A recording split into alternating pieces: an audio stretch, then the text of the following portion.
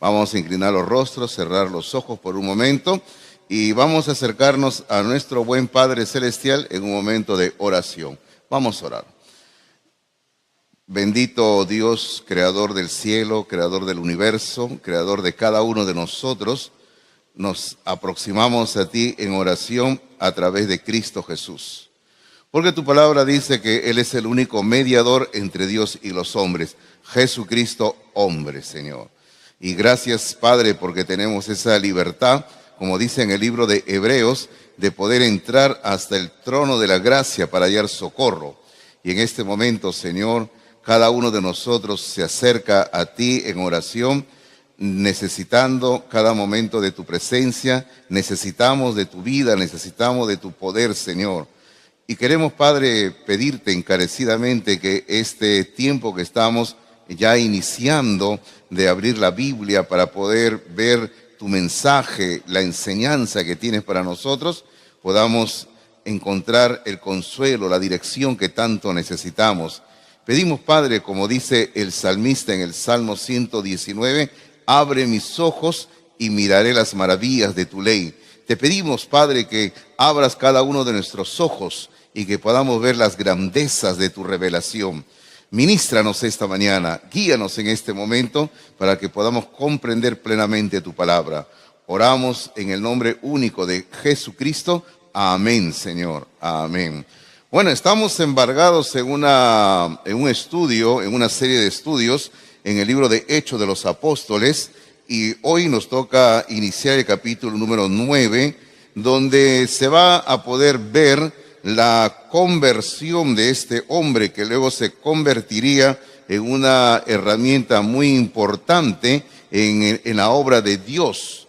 Estamos hablando de, bueno, acá todavía no tiene el otro nombre que más lo conocemos. Inicialmente su nombre es Saulo, pero posteriormente su nombre será cambiado a Pablo, que todos lo conocemos más por Pablo, pero es la misma persona, Saulo y Pablo, es este hombre que llega a los pies de Jesucristo en necesidad de salvación.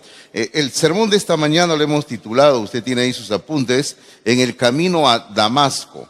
Y en el capítulo número 9, esta mañana queremos solamente ver una parte del capítulo número 9, que viene a ser hasta el versículo número 19, que tiene que ver propiamente dicho con la conversión de Saulo y luego cuando él ingresa a la ciudad de Damasco.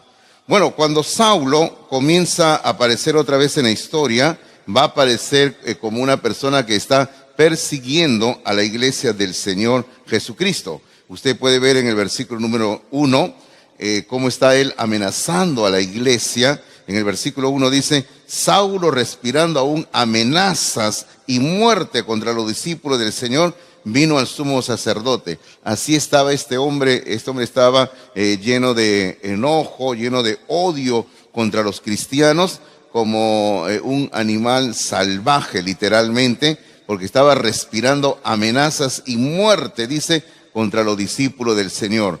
Y en el versículo número 2 se nos sigue describiendo la actitud que tenía este hombre contra los seguidores de Jesucristo. En el versículo número 2 dice, y le pidió cartas al sumo sacerdote, que era la autoridad que se ha mencionado en el versículo 1. Dice, le pidió cartas para las sinagogas de Damasco.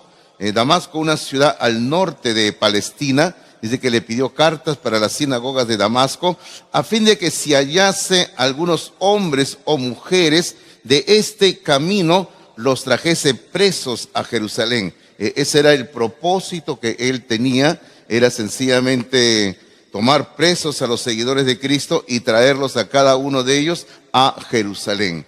Ahora, ¿con qué propósito? Con el único propósito de eliminarlos, el único propósito de matarlos a todos ellos. Ahora, lo primero que vamos a ver en esta mañana, y usted tiene ahí sus apuntes, es, número 1, la conversión de Saulo, que va del versículo 1 al 9, la conversión de Saulo. ¿Cómo es que este hombre llega a la salvación espiritual en Cristo Jesús? Ahora, un detalle que yo quiero que usted tenga, que es clave para lo que vamos a ver, aunque no me quiero adelantar, pero bueno, le voy diciendo de antemano, ahí usted tiene ahí sus notas, que la conversión tiene dos aspectos. Vamos a ver dos aspectos de la conversión. Bueno, no son los únicos, pero vamos a ver dos aspectos en esta mañana aquí en el pasaje que estamos estudiando. Lo primero es, la conversión es un cambio de camino. La conversión es un cambio de camino, porque cuando uno se convierte a Jesucristo, uno cambia de camino, ¿verdad? No, nuestra vida no tiene que ser la misma de ahí en adelante. Ahora, en el versículo número 2, usted observe, esto es lo que yo quería decirle que usted observe, que en el versículo número 2, al movimiento que es la iglesia, al movimiento de seguidores de Cristo, se les llama camino. Mire usted el versículo número 2 dice, y le pidió carta para la sinagoga de Damasco a fin de que se hallase algunos hombres o mujeres de este camino. Ahora, en aquellos tiempos, hermanos, la iglesia todavía no tenía un nombre, como hoy en día lo tiene, pero sencillamente se les conocía como discípulos de Cristo, seguidores de Cristo, y así nada más. Pero ahora en el libro de Hechos de los Apóstoles, a los seguidores de Cristo, a la iglesia, se les conoce como el camino, así se les llama a ellos. Ahora, la razón es obvia, ¿verdad? La razón es obvia porque los cristianos estaban presentando algo diferente, una forma distinta de vivir. No es porque ellos estaban, no es porque los enemigos reconocían a Jesús como el camino, sino porque los cristianos estaban presentando una diferente manera de vivir la vida en este mundo. Por eso nosotros siempre hablamos de una nueva vida en Cristo. Y cuando se habla de una nueva vida en Cristo, se habla de un nuevo camino. Ahora, yo creo que todos entendemos lo que uno hace en un camino. Cuando estamos en un camino, sencillamente es porque vamos a caminar. Y eso es lo que todos entendemos, ¿verdad? Si usted está en un camino es porque usted va a caminar, usted está caminando y todo lo demás. Y ese es el cristianismo. El cristianismo es un nuevo andar, un nuevo caminar para el creyente en Cristo Jesús. Es por eso que el creyente no debe de detenerse en el desarrollo espiritual porque está en un nuevo camino. Usted recuerde lo que dice el Salmo número 1. El Salmo número 1 habla del creyente que está en un camino diferente y aquellos que no son creyentes se burlan del creyente que está en un camino distinto. Porque el creyente que está en un camino distinto está andando. Ahora, Saulo que tenemos aquí ante nosotros, de lo que estamos estudiando, está andando en un camino que este mundo le ha presentado. Bueno, vamos a tomar esto como una figura literaria, digamos, ¿no? Así lo vamos a tomar.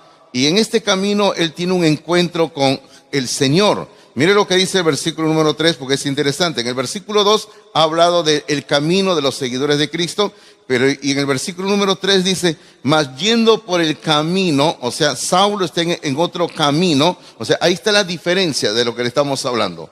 Versículo número 2 habla de los seguidores de Cristo que están en un camino, son los del camino. Pero ahora Saulo en el versículo 3 se nos presenta como que él está en otro camino. Ahora, y entendemos lógicamente que se refiere al camino que él está yendo hacia la ciudad de Damasco, pero acá lo estamos usando como una figura literaria para describir que cuando una persona no está en el camino de Dios, está en otro camino. Y Saulo estaba en otro camino. Eso es lo que dice el versículo número 3, dice, mas yendo por el camino, aconteció que al llegar cerca de Damasco, repentinamente le rodeó un resplandor de luz del cielo. Ahora, ¿qué es lo que le ocurre a Saulo aquí? A Saulo lo que le ocurre sencillamente es su conversión. La conversión de Saulo y también nuestra conversión resulta en un cambio de camino. Cuando uno deja el camino del mundo y comienza a seguir el camino del Señor. Queridos hermanos, nosotros sabemos que el único camino es una persona. Y esa persona es el Señor Jesucristo. Porque Él mismo dijo, yo soy el camino y la verdad y la vida. Nadie viene al Padre si no es por mí. Eso está en Juan 14:6. Él es el único camino.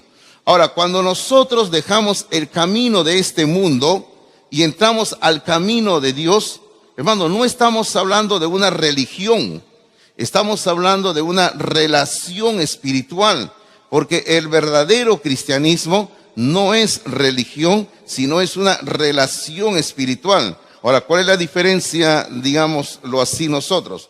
Porque el verdadero cristianismo no tiene una serie de normas y ritos que le da a una persona de lo que debe de hacer, no debe de hacer, que si usted cumple con estos ritos está más cerca de Dios, si usted deja de hacer esto va a estar más cerca de Dios, si usted hace lo otro va a estar lejos de Dios. Hermano, eso no existe en un verdadero cristianismo. Eso es una religión. Sin embargo, cuando hablamos de una relación, estamos hablando de una vida fluida que se da entre el Señor Jesucristo y la persona que está andando en el camino. De eso estamos hablando nosotros. Ahora, cuando Saulo se convierte al Señor en el camino, y no tratamos de adelantarnos en la historia, pero ¿qué ocurre en ese momento? Todo el mundo, todas las personas que lo conocen, ven algo diferente en Saulo. Porque él comienza a vivir de una manera distinta, diferente, queridos hermanos. Ahora, ¿cómo lo sabemos? Porque si usted mira en el mismo capítulo 9, el versículo 20 y 21, luego que Saulo se ha convertido al Señor, mire lo que ocurre. Versículo 20 dice, enseguida predicaba a Cristo en la sinagoga diciendo que este era el Hijo de Dios. Ok, versículo 20 comienza diciéndonos lo que él hacía acto inmediato luego de su conversión. Dice, enseguida, en ese momento, luego de su conversión, él estaba predicando a Cristo. O sea, todos comenzaron a ver algo distinto en este hombre. Y mire lo que dice versículo 21. Dice, y todos los que le oían estaban atónitos. Y si usted sigue leyendo va a ver lo que estas personas decían. Todos estaban sorprendidos de ver el cambio en la vida de este hombre. Este hombre no era el mismo. Este hombre había sido transformado porque este hombre había pasado del camino de este mundo a otro nuevo camino. Hermano, un cambio radical había sucedido en Saulo. Sencillamente, en Saulo se había operado lo que Cristo le había dicho a Nicodemo. Juan capítulo 3. Saulo había nacido de nuevo, el nuevo nacimiento. Cuando un hombre o una mujer llega a Cristo buscándole de veras, va a experimentar el nuevo nacimiento. Ahora, sencillamente, hermanos, él estaba experimentando una nueva manera de vivir porque había cambiado de camino y todo era distinto en él. Ahora, en sus notas hay un pensamiento que dice así: la salvación siempre es una conversión, es un cambio radical de vida.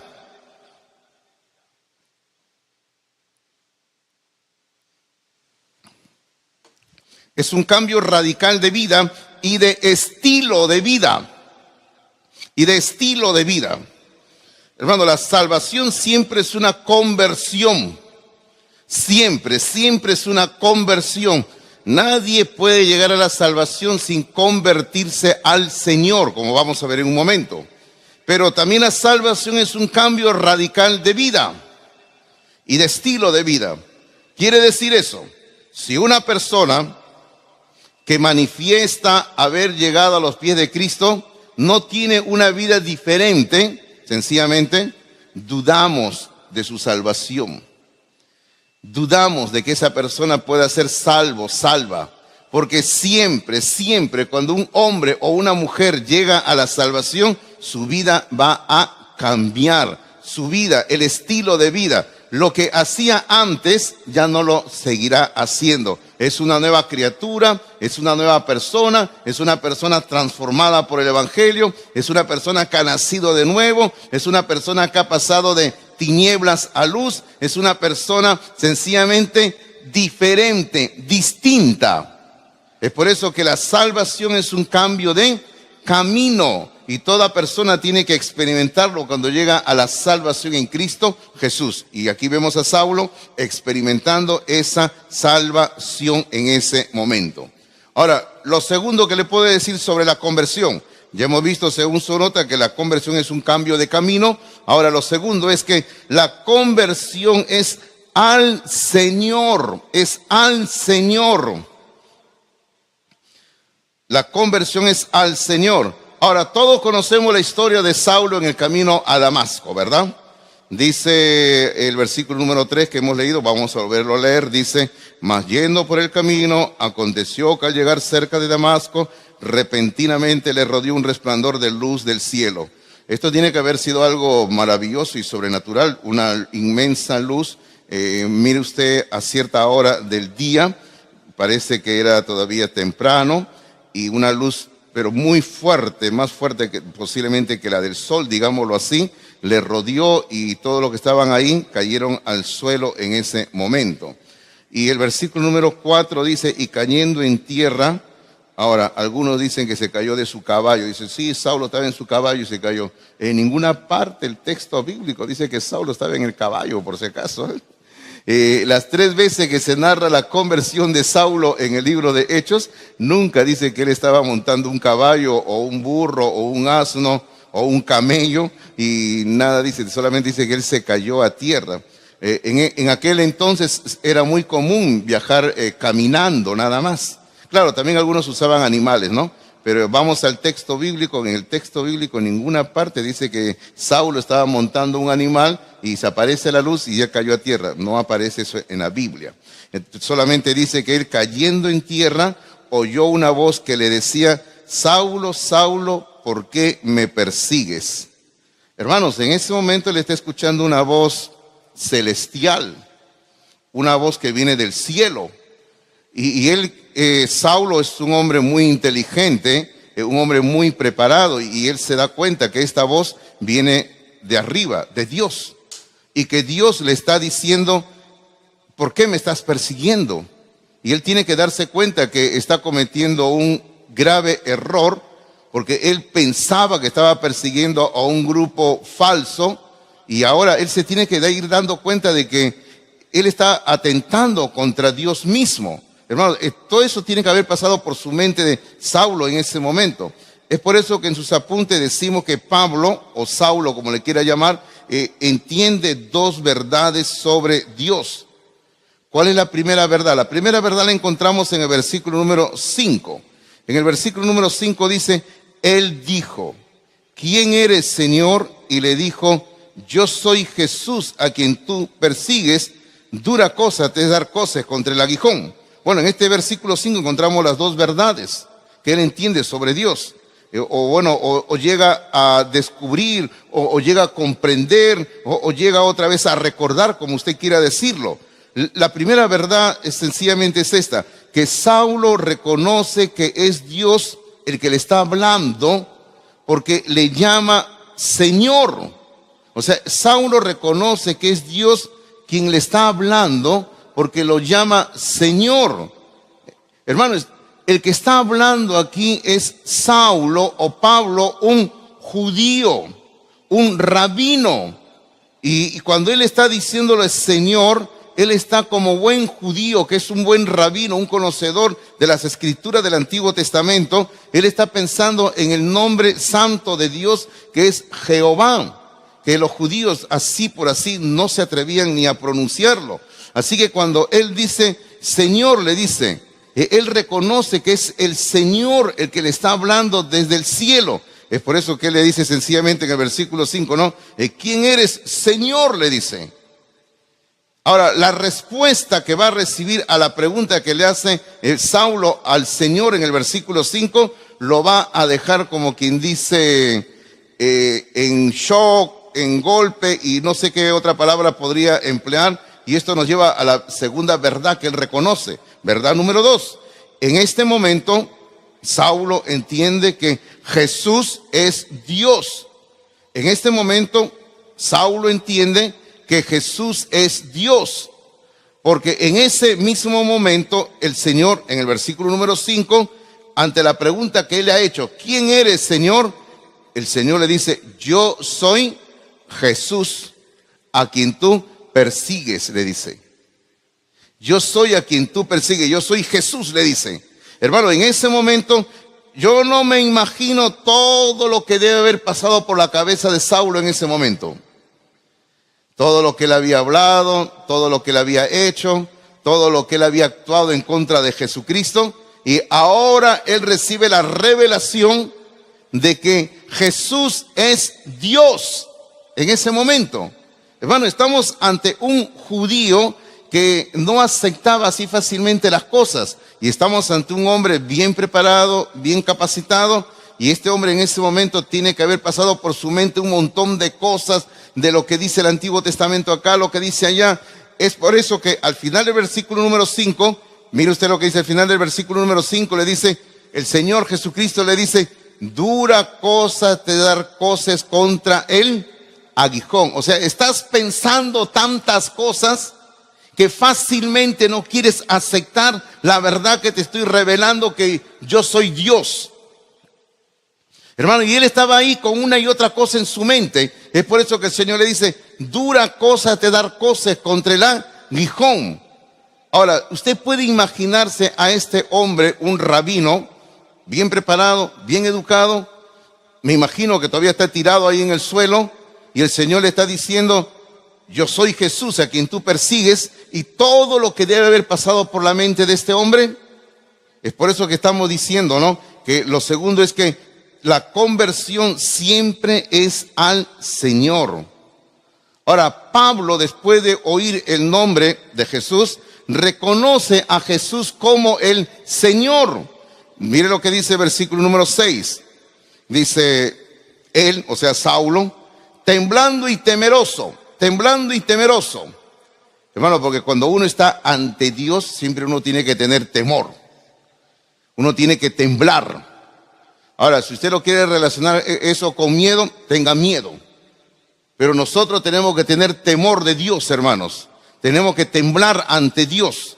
Dice que Saulo, temblando y temeroso, dijo, ahora, ¿a quién le está hablando Saulo? Ya sabe, ¿quién está hablando, hermanos? A Jesús, ¿verdad? Y observe que en el versículo 6, él sigue empleando la palabra Señor. La misma palabra que había empleado inicialmente sin saber que era Jesús. Está reconociendo que Jesús es Jehová. Él está reconociendo que Jesús es Jehová, es Dios. Dice, versículo 6, Señor, ¿qué quieres que yo haga? O sea, él se somete al Señor. Y luego el versículo 6 dice, y el Señor le dijo, levántate y entra en la ciudad y se te dirá lo que debes hacer. Hermanos, este es el momento de la conversión de Saulo. Este es el momento de la salvación de Saulo. Ahora es como que yo le preguntara a usted, ¿en qué momento usted fue salvo? ¿En qué momento usted fue salva? ¿En qué momento usted creyó en Jesucristo como su Salvador personal? Porque tiene que haber habido un momento en que usted lo hizo. En el caso de Saulo, este es el momento cuando él está ahí tirado en el suelo y reconoce que Jesús es el Señor. En ese momento él está temblando y reconociendo esto. Ahora, lo que él hace, el texto bíblico no lo dice, pero se entiende por todo lo que viene después, que Saulo se arrepiente de lo que había estado haciendo. Porque cuando comienza el capítulo 9, él está persiguiendo a los cristianos y ahora ya de ahí en adelante ya no lo hace. Él deja el camino en que había estado andando, él muere a sí mismo y Saulo se aparta de sus pecados. Eso se llama conversión, mis queridos hermanos. Dejar su camino, apartarse de sus pecados, morir a sí mismo, eso se llama conversión. Hermanos, no solamente se apartó de sus pecados, sino que hay una pregunta que él le hace al Señor en este versículo número 6, donde él le dice, Señor, ¿qué quieres que yo haga? ¿Sabe usted lo que eso significa? Eso significa sometimiento.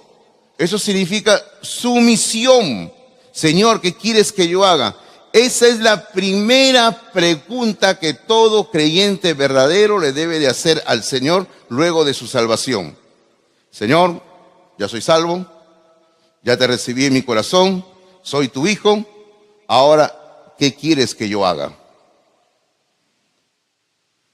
Recuerdo cuando yo le hice una pregunta así muy similar al Señor cuando yo recién tenía poco tiempo de salvo.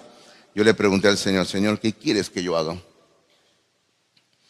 Porque la voluntad de Dios es que le obedezcamos y tenemos que buscar hacer la voluntad de Dios. Hermanos, sencillamente Saulo seguimos con la figura de que él sigue tirado en el suelo, ¿no? Y cuando él se levanta del suelo, o cuando lo levantan del suelo, él se levanta siendo una nueva criatura.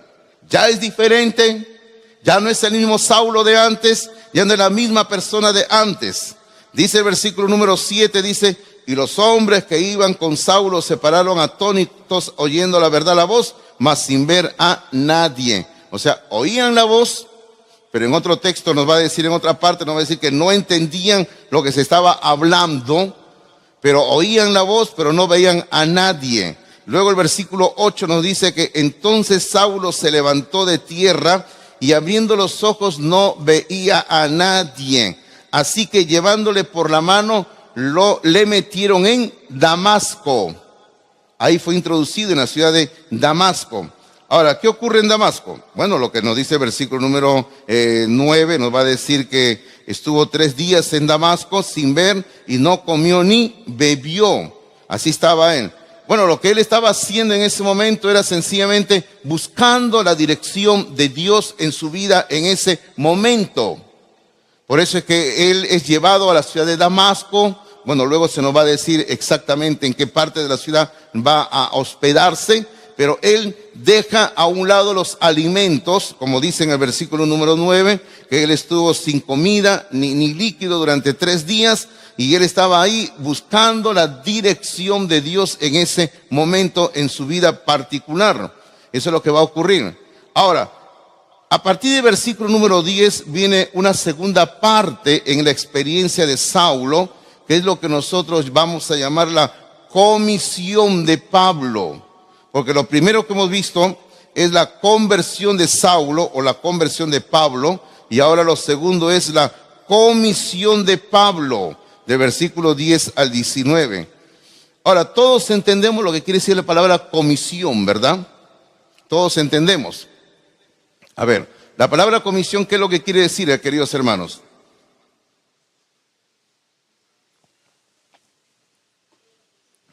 La palabra comisión sencillamente quiere decir encargo. Eso quiere decir. Comisión quiere decir encargo. Ahora, nosotros los cristianos lo aplicamos, y muy bien, al encargo que Jesucristo nos hizo antes de ascender al cielo, cuando Él nos dijo en Mateo, es la cita más conocida, ¿no? Mateo 28, 18 al 20, donde Cristo dijo que tenemos que ir y predicar el evangelio a toda criatura. Esa es la gran comisión. Pero, ojo queridos hermanos, que el corazón de la gran comisión no es predicar el evangelio simplemente a toda criatura. O sea, es parte. Predicar el evangelio es parte. Pero, ¿cuál es la gran comisión? Bueno, esto amerita otro estudio en otra ocasión, aunque lo hemos hecho ya. Pero la gran comisión en sí, la esencia, el corazón de la gran comisión es hacer discípulos. Y lógicamente, para hacer discípulos, primero tenemos que ganar almas para Cristo. Porque si no, ¿cómo vamos a ser discípulos, verdad? Para ser discípulos tenemos que ganar almas para Cristo. Pero la esencia de la gran comisión es hacer discípulos. Y como digo, pero parte de la gran comisión es ganar almas para Cristo. Y eso es lo que se le va a encargar a Pablo, eso es lo que vamos a ver. Ahora, la pregunta es, ¿todos nosotros tenemos una responsabilidad de cumplir la gran comisión? Sí, la tenemos, todos tenemos una gran responsabilidad. Y la gran responsabilidad es de cada creyente, por supuesto, es de la iglesia en general. No solamente es la responsabilidad de unos cuantos, sino de todos nosotros. Todo creyente es llamado a cumplir la gran comisión, predicar el evangelio y hacer discípulos. Ahora, a Saulo aquí, o a Pablo, como le quiere llamar, siempre andamos en esto, ¿no? Saulo, Pablo, Saulo.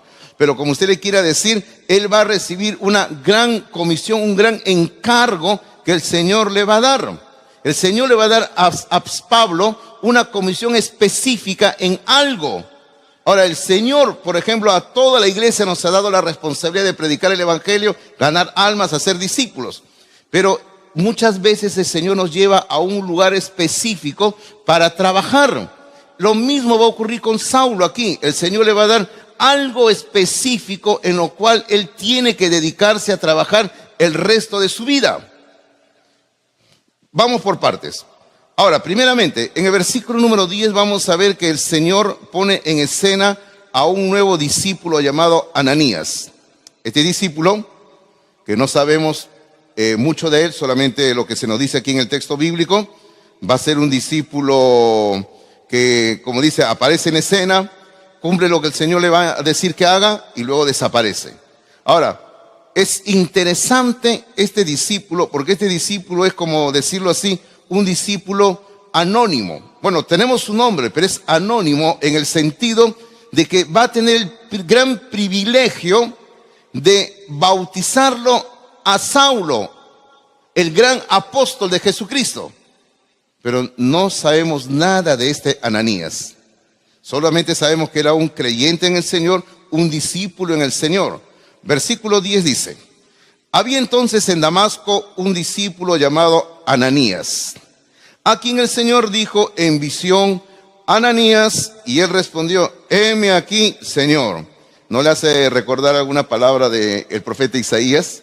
Cuando el Señor también le habló, y Isaías que dijo: heme aquí, Señor, envíame a mí, ¿no? A mí, yo quiero ir, Señor, ¿no? Y así tiene que ser siempre todo creyente cuando el Señor le habla. Lógicamente estamos hablando que el Señor le habla hoy en día a través de su palabra escrita, ¿verdad? De eso estamos hablando. Cuando usted lee la palabra y el Señor le habla, usted tiene que decir: heme aquí, Señor. O cuando usted escucha una buena enseñanza de la palabra de Dios y Dios le habla a usted por el mensajero, por el predicador, por la persona que está exponiendo la palabra, usted siente que el Señor le habla, usted tiene que decir: heme aquí, Señor, aquí estoy listo para servirte. Así tiene que ser, ¿no? Y Ananías dijo: heme aquí, Señor, estoy listo. ¿Qué quieres de mí?, le está diciendo Ananías al Señor. Versículo 11, y el Señor le dijo: levántate y ve a la calle que se llama derecha, o recta también, derecha o recta, y busca en casa de Judas a uno llamado Saulo de Tarso, porque he aquí él ora. Así estaba Saulo esos días, estaba orando. Y ha visto en visión a un varón llamado Ananías. Fíjese lo que todavía en la visión había visto, hasta el nombre había oído de este varón en la visión, Saulo, que entre y le pone las manos encima para que recobre la vista. Bueno, eso es lo que el Señor está haciendo en ese momento, está preparando al instrumento para que pueda volver a ver Saulo. Ahora, pero aquí Ananías un poquito pone cierto reparo, queridos hermanos, porque nosotros los seres humanos somos así, ¿verdad? Nosotros los seres humanos siempre andamos poniendo un poco de reparos. ¿Y qué dice versículo 13? Entonces Ananías respondió: Señor, he oído de muchos acerca de este hombre, cuántos males ha hecho a tus santos en Jerusalén. Y aún aquí tiene autoridad de los principales sacerdotes para prender a todos los que invocan tu nombre. En otras palabras: Señor, no te estarás equivocando. Señor, ¿por qué me tienes que mandar a mí para que vea a este hombre que es un asesino de cristianos? Este hombre es un criminal, este hombre anda matando a cristianos. Señor, ¿por qué no lo mandas a fulano? Señor, ¿por qué no lo mandas a sutano? A mí no me mandes. A veces nosotros actuamos así, los creyentes, ¿verdad? ¿Por qué a mí?, decimos.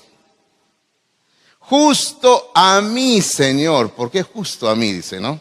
Señor, ¿por qué justo a mí? ¿Por qué no llamaste a otra persona para que vaya? ¿Por qué justo a mí, Señor, habiendo tantas personas en este lugar? ¿Por qué justo a mí me tienes que llamar para que vaya a ese lugar? ¿Usted no cree que algo así habrá pensado en el Antiguo Testamento? A ver, ¿qué profeta usted cree que pensó así? No, Jonás. ¿Sí o no? Jonás debe haber pensado así, ¿sí o no? Claro, Moisés también, pero Jonás también, ¿sí o no? Porque Jonás es el que puso más reparos, ¿no? Señor, ¿por qué? Y usted sabe toda la historia de Jonás, que no voy a repetir ya.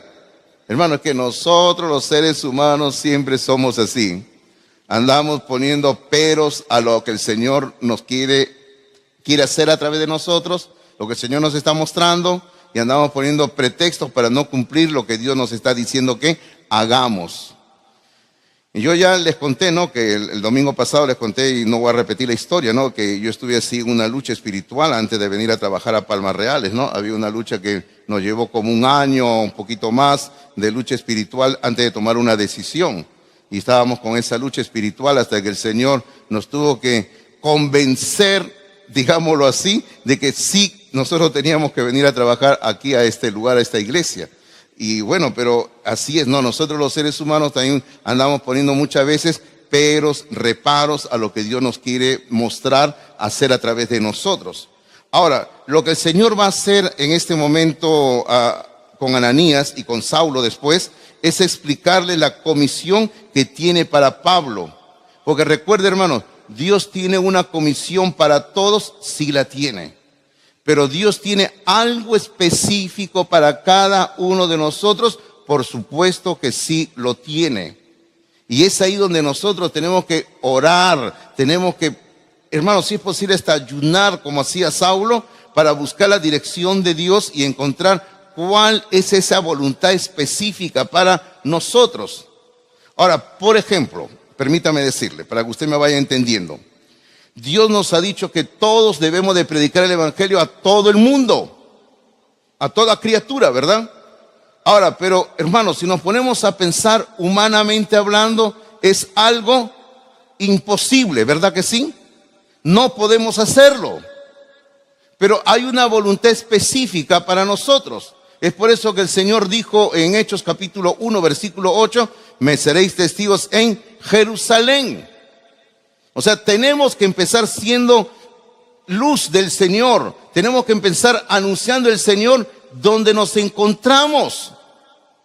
Usted tiene que hablar el evangelio en la zona donde vive, en el barrio donde usted está teniendo su domicilio, su casa. Allí tiene que empezar, porque eso se llama justamente una comisión específica. Tenemos que hablar de Cristo a los que están cerca a nosotros. Y así es como tenemos que ir avanzando. Ahora, lo que el Señor hizo con Saulo fue eso. Saulo, tú tienes que predicar el evangelio a todo el mundo, sí. Pero yo te voy a mandar a predicar el evangelio a un grupo especial de personas, le dice. Eso es lo que vamos a ver aquí. Bueno, en sus notas hay letras A, B, C y D. En la letra A escriba usted, el deber de Pablo, evangelizar y padecer. Evangelizar y padecer. Y eso es lo que también nos toca a nosotros, queridos hermanos. Cuando evangelizamos, vamos a padecer. Versículos 15 y 16. Versículos 15 y 16 dice, el Señor le dijo, el Señor todavía está hablando con Ananías, todavía no habla con Saulo, con Ananías. Y el Señor le dijo a Ananías, ve. Recuerde que Ananías está poniendo peros. El Señor le dice, ve, porque instrumento escogido me es este para llevar mi nombre en presencia de los gentiles, de reyes, de los hijos de Israel. Porque yo le mostraré cuánto le es necesario padecer por mi nombre. Ahora, mire usted en el versículo 15 lo que Saulo va a hacer más adelante. Va a llevar el nombre del Señor a los gentiles, a los reyes, a los hijos de Israel, a los judíos. Y no solo eso, sino dice versículo 16, va a padecer por el nombre del Señor. Hermano, porque eso es lo que implica la palabra testigo. Si usted hace memoria, cuando hemos estado estudiando desde el inicio de este curso, de esta serie de sermones de Hechos, usted recuerde que la palabra testigo es la palabra mártir. Y la palabra mártir justamente lleva la idea de sufrimiento, de muerte inclusive. Y todo creyente que está listo para obedecer al Señor tiene que estar dispuesto a ser un mártir de Jesucristo, queridos hermanos. Luego encontramos nosotros, si seguimos el orden que estamos estudiando, el texto bíblico, la comisión en su totalidad, en sus notas, la comisión en su totalidad. ¿Cuál es la comisión total que recibe Saulo? La comisión para él en ese momento, sencillamente es, ponga ahí, evangelizar a los gentiles. Evangelizar a los gentiles.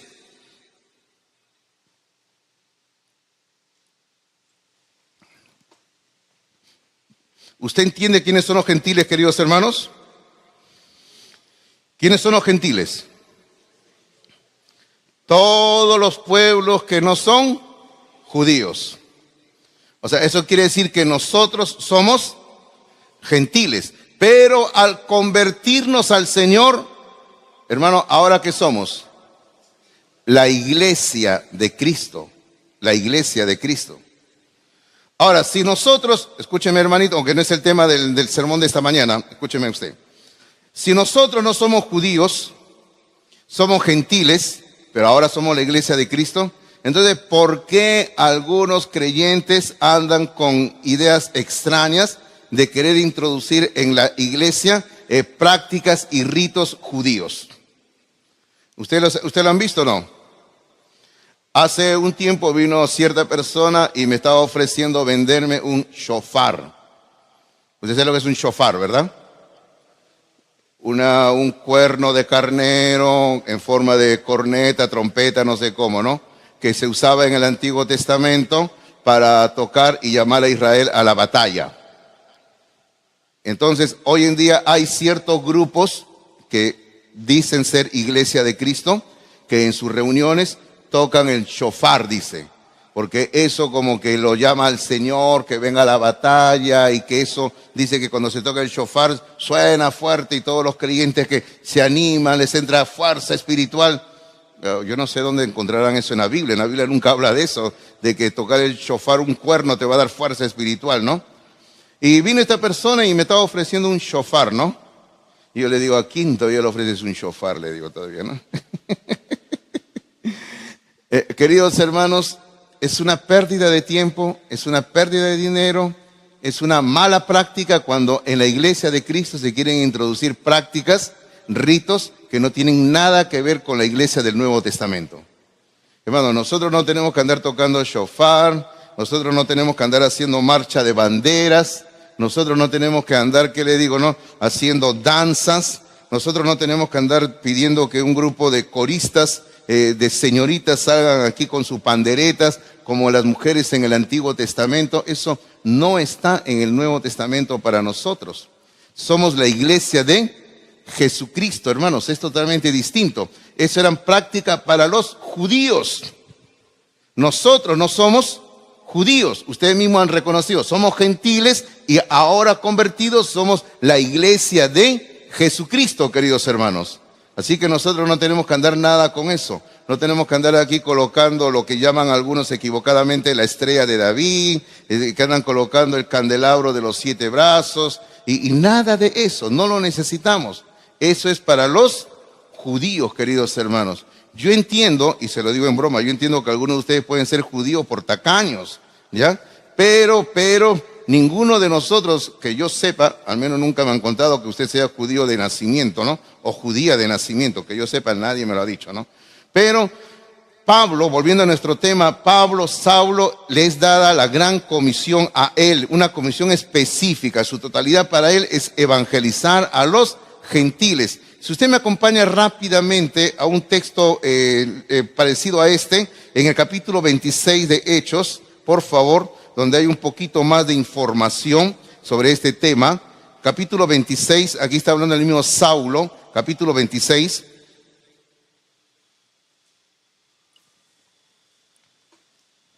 En el capítulo 26, versículos 16 al 18, dice, pero levántate, esto es lo que está oyendo Saulo, pero levántate y ponte sobre tus pies, porque para esto he aparecido a ti, para ponerte por, mire usted, ministro y testigo. O sea, para que sea alguien que va a sufrir. Ministro y testigo de las cosas que has visto y de aquellas en que me apareceré a ti. Librándote de tu pueblo y de los gentiles a quienes ahora te envío. Aquí está la clave. El Señor, ¿a dónde lo estaba enviando a Saulo o a Pablo? Dice versículo 17, lo estaba enviando a los gentiles. O sea, a los que no eran judíos, a ellos, a los gentiles. Ahora, el versículo 18, 3 veces va a aparecer la expresión ¿para qué? O sea, ahí está el propósito, para qué Dios lo mandaba a los gentiles. Mire usted, versículo 18 dice, ¿para qué? Abra sus ojos. Segundo, ¿para qué? Se conviertan de las tinieblas a la luz y de la potestad de Satanás a Dios. Y lo tercero, ¿para qué? Reciban por la fe que es en mí perdón de pecados y herencia entre los santificados. Hermano, esta fue la comisión muy específica que el Señor le dio a Saulo. Y también nosotros tenemos el mismo deber, básicamente. El deber de anunciar el Evangelio para que las personas que nos rodean se conviertan de las tinieblas a la luz, para que sus ojos que están cerrados sean abiertos, para que sean nuevas criaturas, para que sean salvos, para que cuando toda persona tenga que salir de este mundo, vaya a la presencia de Dios y no vaya a la condenación eterna. Así que Saulo tenía una tremenda responsabilidad sobre sus hombros, predicar el Evangelio a los gentiles. Y eso es lo que él hizo durante el resto de su vida. Ahora regresamos al capítulo 9, por favor. Vamos avanzando en nuestro tema. Dice así, como digo, si usted sigue el orden que tiene en sus apuntes, yo diría la letra C. Ahora vamos a ver el primer paso de obediencia que va a dar Saulo. ¿Usted cuál cree que es el primer paso de obediencia que él hizo? Bueno, si él era un bautista, él pidió que comer, dice, ¿no? Bueno, sí, él comió, pero el primer paso de obediencia, según se nos dice la palabra de Dios, y escríbalo usted ahí, es el bautismo. El bautismo. El bautismo.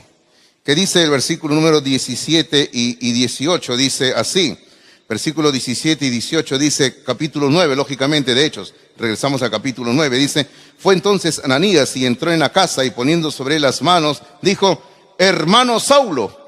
Ahora sí lo llama hermano, ¿no? ¿Recuerda lo que estaba hablando hace un momento? Señor, ¿por qué me mandas a mí si este hombre está matando creyentes? Y el Señor lo convence a Ananías. ¿Y ahora qué le dice? 17, hermano Saulo le dice, el Señor Jesús, que se te apareció en el camino por donde venías, me ha enviado para que recibas la vista y seas lleno del Espíritu Santo. Qué hermoso, ¿verdad? Ser lleno del Espíritu de Dios. Y versículo 18 dice, y al momento le cayeron de los ojos como escamas y recibió al instante la vista y levantándose fue bautizado. Fue sumergido en agua. Ahora, hermanos, ¿por qué es importante el bautismo en agua? Porque el bautismo en agua es el primer paso de obediencia que todo creyente tiene que dar en el camino del Señor. Hermano, usted no puede estar caminando en el camino del Señor sin haber sido bautizado en agua. Lo primero que usted necesita es ser bautizado en agua como el Señor manda. Ahora, siempre a mí me preguntan, pero pastor, ¿por qué hoy en día se tienen que dar clases para bautismo? Y antes, por ejemplo, Saulo se convierte y lo bautizan al momento. Bueno, la pregunta es buena, ¿verdad? Y yo le voy a decir sencillamente algo. Estamos hablando de judíos. Estos judíos lo único que necesitaban entender en ese momento era que Jesús es el Mesías. Nada más. Porque estos judíos se conocían todo el Antiguo Testamento, hermanos. Además, recuerde que en este momento, en el libro de Hechos, no había todavía ni Nuevo Testamento, no había nada escrito. O sea, dígame usted, ¿qué iban a estudiar? Nada, ¿verdad? Porque no había todavía libros del Nuevo Testamento. Entonces, estos judíos lo único que tenían que entender era, Jesús de Nazaret es el Mesías, es el Cristo prometido. ¿Lo entiendes? ¿Lo reconoces? Sí. Entonces, si lo reconoces, ahora al agua. Y así era. Pero hoy en día, cuando una persona viene a la salvación, viene en Cristo Jesús, recibe a Cristo en su corazón, generalmente viene con tantas ideas que recibe en el camino. Recibe ideas de la religión católica, recibe ideas, hermano, ya no sé de dónde ya. Porque hoy en día en internet, en YouTube, se recibe tanta información que muchos cristianos andan con la mente más confundidas que Confucio, hermanos. Y andan pero con una cosa, con otra cosa, preguntas esto, preguntan el otro, andan con dudas. Hermano, andan con dudas. Y yo a veces los escucho a algunos que me preguntan y digo, oye, ¿tú eres cristiano de verdad? Le digo. Porque algunos andan con unas dudas bien serias. Hermano, yo entiendo que podamos hacer preguntas, pero con dudas acerca de la persona de Dios, del Espíritu Santo, de Jesucristo, ya no, pues, ¿no? Pero entonces usted entiende por qué necesitamos que una persona lleve un curso para que la persona entienda lo más elemental de la fe cristiana. Por eso, en ese momento él se bautiza. Ahora, ¿por qué también un cristiano debe de bautizarse? Parafraseando, y le doy la cita, aunque no vamos a ir por el tiempo, búsquele usted luego, en Primera de Pedro capítulo 3, versículo 21, Primera de Pedro 3, 21, parafraseando lo que dice ahí es que cuando uno se bautiza en agua, uno aspira a tener una buena conciencia hacia Dios, ante Dios. Quiere decir, Dios ha ordenado que me bautice en agua. Bien, si yo lo obedezco a Dios, tengo mi conciencia tranquila. Pero ¿qué pasa si no me bautizo en agua? Sencillamente mi conciencia hacia Dios no va a estar tranquila. Entonces necesito bautizarme en agua. Es como hablar del matrimonio. Permíteme hablar del matrimonio. Estamos en una época donde mucha gente piensa que el matrimonio ya pasó de moda. Usted habrá escuchado cosas así, que la gente habla de que para qué casarse, el casarse no tiene sentido, simplemente arruina la vida de las personas, y mejor es la convivencia, porque si conviven y no se entienden, se pueden separar. Hermano, esa es la idea de la gente que no conoce a Dios. Pero todo verdadero hijo de Dios, toda verdadera hija de Dios, tiene que obedecer lo que Dios dice en su palabra. Y Dios en su palabra ha establecido el matrimonio. Cuando una pareja desea vivir juntas, bueno, se aman, se entienden, se comprenden, tienen que casarse, por lo menos casarse por el matrimonio civil, por lo menos. Hermano, necesitamos entender esto. Si usted está en una relación en la cual no está casado, no está casada, usted está viviendo en inmoralidad a los ojos de Dios. Y usted tiene que casarse. Ahora, si los dos son cristianos, cásense cuanto antes. Porque si usted quiere recibir la bendición de Dios, tiene que ordenar su vida. Tiene que casarse. Entonces uno tiene que obedecer a Dios, ¿verdad? Por eso le digo, cuando uno se convierte a Cristo, el primer paso es el bautismo. Ahora, yo no sé cuántos de ustedes aquí no se han bautizado en agua. Y si usted me dice, otra vez volvemos a la antigua discusión, pero el bautismo en agua no lo salva a uno. Es cierto, nadie ha dicho que lo salva. Pero hemos dicho que el bautismo en agua es una obediencia, nos da una conciencia tranquila ante Dios y tenemos que obedecer al Señor. Usted tiene que ser bautizado en agua, como el Señor manda en su palabra. Si usted no se bautiza en agua, entonces usted está en desobediencia y a la larga no hay bendición en la vida. Vamos avanzando para ir terminando, ¿sí? Algunos dirán, sí, mejor pastor, porque está dando unos duros algunos, ¿no? Ok, vamos avanzando. Ok, en la letra D, por favor. Dice, Saulo inmediatamente en Damasco empieza a predicar el evangelio. Empieza a predicar el evangelio. Y eso es lo que él hace en ese momento. Y eso es lo que debe de hacer todo creyente verdadero. Hablarle a toda persona de Cristo, a su familia. Versículo 19 y el versículo 20, aunque el 20 no está en el texto, pero lo vamos a leer porque es una consecuencia. Dice el 19, dice, y habiendo tomado alimento recobró fuerzas, y estuvo Saulo por algunos días con los discípulos que estaban en Damasco. Y luego el versículo 20 dice, enseguida predicaba a Cristo en las sinagogas diciendo que este era el Hijo de Dios. Y eso era lo que él hacía en ese momento. Él estaba predicando a Cristo. Y queridos hermanos, nosotros tenemos la oportunidad de hablarle a toda persona de Cristo Jesús por todos los medios. Y por folletos, por mensaje de texto usando nuestro teléfono, pero tenemos todas las maneras de poder predicar el evangelio. Ahí hay un pensamiento al final que dice así, si usted es salvo o salva, cualquiera que sea el caso, por si acaso solamente existen dos géneros, ¿ah? En estos días usted sabe que se está poniendo una discusión aquí en Lima, ¿no? Porque cierta mujer conocida en nuestro medio ha dicho correctamente de que solamente existe varón y mujer nada más. Y nosotros le apoyamos en eso a ella, ¿no? Aunque ella, que yo sepa, no es cristiana. Y se ha ganado el rechazo del colectivo homosexual de Lima, del Perú, que están marchando en contra de ella. Oh, hermano, estos grupos homosexuales son terribles, porque ellos sí pueden hablar en contra de la familia. Ellos sí pueden hablar en contra de hombre y mujer. Pero cuando alguien habla en contra de lo que ellos enseñan y hacen, oh, hermanos, ¿cómo se ponen? ¿Ah? Terribles, terribles. Ellos hablan de que hay que ser tolerantes, pero ellos no son tolerantes con opiniones contrarias. Según la Biblia, solamente existe varón y mujer. No hay tercer género, por si acaso. No existe eso de que un hombre puede pasar a ser mujer o una mujer puede pasar a ser hombre, ¿no? Eso no existe, por si acaso, ¿ya?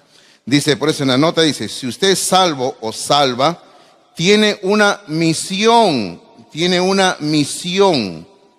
Misión, no visión, no misión con M. Usted tiene una misión que debe cumplir.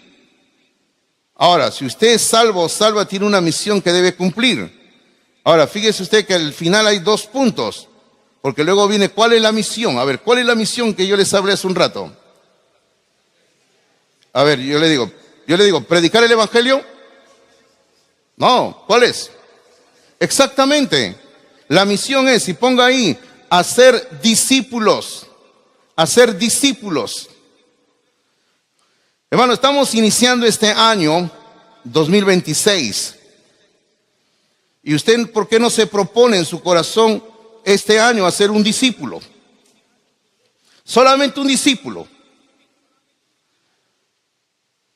Yo termino diciéndole esto.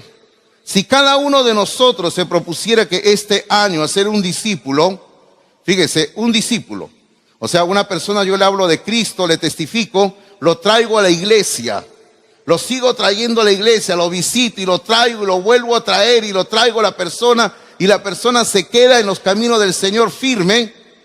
Ese es un discípulo, una discípula de Cristo. Ahora, usted puede imaginarse en un año, si lo hiciéramos, ¿nuestra iglesia se duplicaría en cantidad de personas? ¿Sí o no, hermanos? Fíjese usted, esta mañana aquí en esta sala somos como 160 personas. Y yo sé más o menos por la cantidad de banca que tenemos y yo viendo cuántos están sentados, somos 160 aquí en esta sala.